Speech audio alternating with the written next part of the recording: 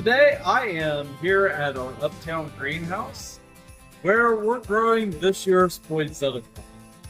And as you can see, they're still green. So let's talk about that.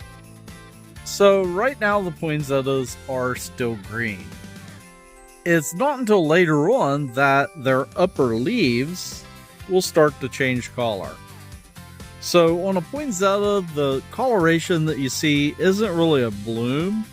It is just a change in leaf color, or as they're called on poinsettias, it is the bracts that change color.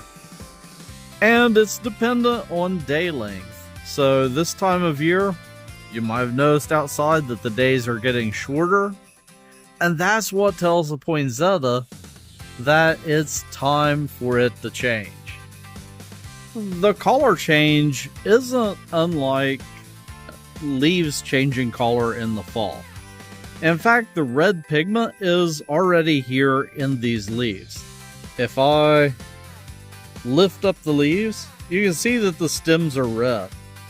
So the red pigment is already there. What happens when they change color is the green pigment goes away.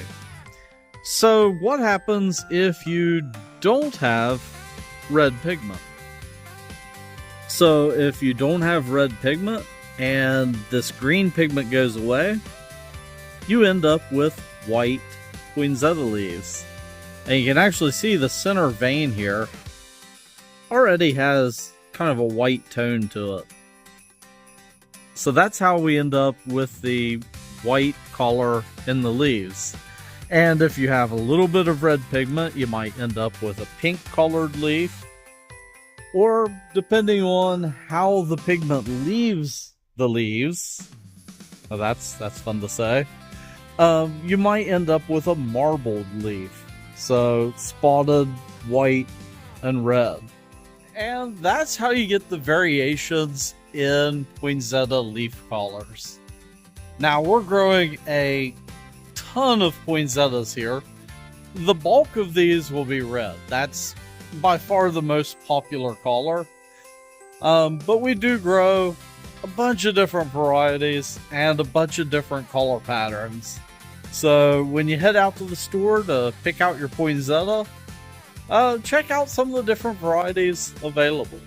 And then we also have different container sizes.